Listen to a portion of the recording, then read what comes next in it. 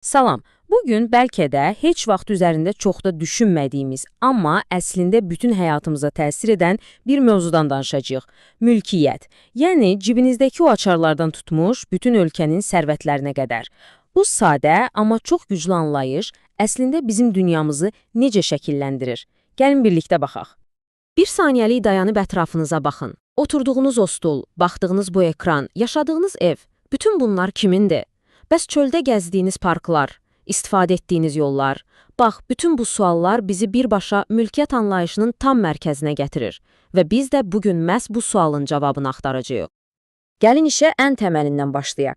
Mülkiyyəti ümumiyyətlə iki böyük qrupa bölmək olar. Birincisi, bir yerdən başqa yerə asanlıqla apara bildiyiniz hər şeydir. Maşınınız, telefonunuz, məbiliniz. Bunlar daşınar mülkiyyətdir.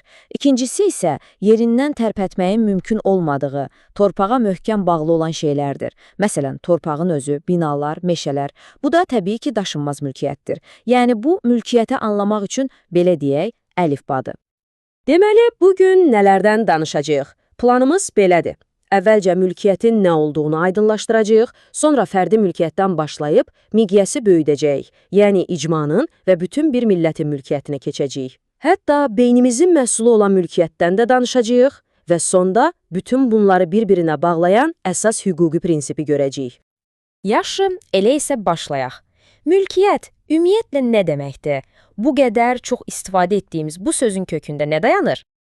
Ən bəsit dildə desək, mülkiyyət bir adama və ya bir qrupa aid olan maddi varlıqların hamısıdır. Yəni, sizin sahib olduğunuz hər şey. Amma bilirsiniz, bu sadə tərifin arxasında əslində çox dərin bir sistem var. Elə bir sistem ki, o həm fərdləri, həm cəmiyyətləri, həm də bütöv bir dövləti formalaşdırır.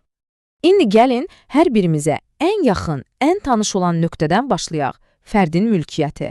Yəni, birbaşa sizin özünüzə məxsus olan şeylərdən. Mülkiyyətin tarixinə baxsaq, ən köklü, ən fundamental forması xüsusi mülkiyyətdir.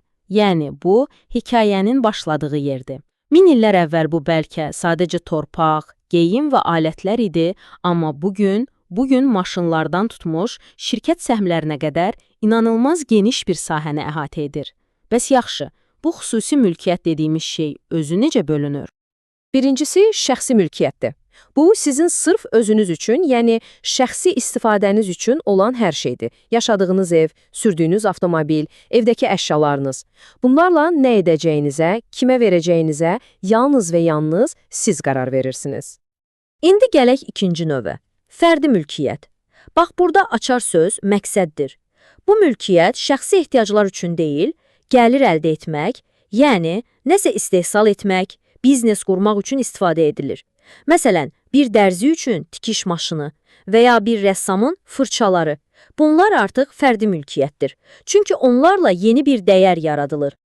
Yaxşı, indi fərdi səviyyədən bir pilləyə yuxarı qalxaq. Gəlin miqyası biraz böyüdək və artıq bir nəfərin yox, bütöv bir icmanın sahib olduğu mülkiyyətə baxaq. Və bilirsiniz, bazar iqtisadiyyatı inkişaf etdikcə səhnəyə tamamilə yeni bir oyunçu çıxdı, bələdiyyə mülkiyyəti.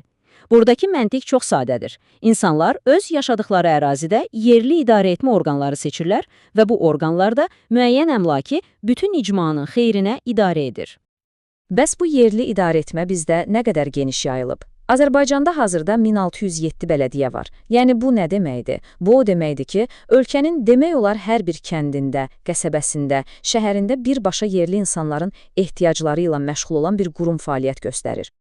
Yaxşı, bəs bu bələdiyyə mülkiyyətini gündəlik həyatımızda necə hiss edirik? Əslində, hər gün. Məhəllənizdəki yolların təmiri, uşaqlarınızın oynadığı o parklar, su təchizatı ilə bağlı yerli problemlər və hətta Novruz şənlikləri kimi tədbirlər. Bax, bütün bunlar məhz icmanın ortaq mülkiyyəti sayəsində reallaşır. İndi isə gəlin mülkiyyətin ən yüksək, ən böyük səviyyəsinə qalxaq. Yəni, artıq bir icmaya yox, bütöv bir millətə məxsus olan dövlət mülkiyyətinə. Maraqlıdır ki, dövlətin iqtisadiyyatdakı rolu ölkədən ölkəyə kəskin fərqlənir. Məsələn, bəzi ölkələrdə iqtisadiyyatın demək olar ki, hamısı, yəni 80-90% dövlətin əlindədir. Amma inkişaf etmiş ölkələrin əksəriyyətində bu rəqəm adətən 10% ilə 50% arasında olur. Bu da fərqli iqtisadi modelləri göstərir.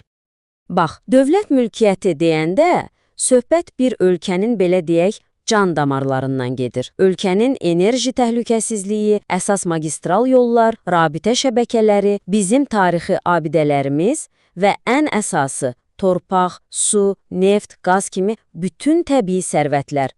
Bütün bunlar hamımıza, yəni bütün millətə məxsusdur. İndi isə gəlin fiziki dünyadan bir anlıq ayrılıb, müasir dövrün bəlkə də ən dəyərli və ən sürətlə böyüyən mülkiyyət növünə, yəni ideyalar dünyasına səyahət edək. Əqli mülkiyyət. Bu nə deməkdir? Yəni, əlinizlə toxuna bilmədiyiniz, amma dəyəri bəlkə də qızıldan daha çox olan bir şeydir. İnsan beyninin yaratdığı hər cür qeyri-maddi məhsul. Və bugün innovasiyaya, texnologiyaya əsaslanan iqtisadiyyatın ürəyi məhz burada döyünür. Məsələn, çox bəsit bir nümunə. Sevdiyiniz bir mahnı, onun musiqisi, sözləri, hamısı onu yazan bəstəkarın və ya şairin əqli mülkiyyətidir. Və ya dünyanı dəyişdirə biləcək bir elmi kəşf haqqında yazılmış məqalə, oradakı bilginin özü də bir mülkiyyətdir. Və təbii ki, bugün həyatımızı təsəvvür edə bilmədiyimiz kompüter proqramları, telefonumuzdakı tətbiqlər, onların hər birinin arxasında dəyəri milyonlarla, hətta milyardlarla ölçülən bir əqli mülkiyyət dayanır. Yaxşı, biz bugün bir çox fərqli mülkiyyət növündən danışdıq. Şəxsi əşyalardan tutmuş, milli sərvətlərə, oradan da dahi ideyalara qədər. Bəs bütün bunları bir-birinə bağlayan nədir? Onları eyni dərəcədə önəmli edən prinsip nədir? Həlledici məqam budur. Azərbaycan Respublikasının konstitusiyası çox aydın şəkildə deyir ki, mülkiyyətin heç bir növünə üstünlük verilmir. Yəni, qanun qarşısında sizin şəxsi telefonunuzun toxunulmazlığı ilə dövlətin neft sərvətlərinin toxunulmazlığı eyni hüquqi təmənə söykənir. Bu, müasir hüquqi cəmiyyətin fundamental prinsiplərindən biridir.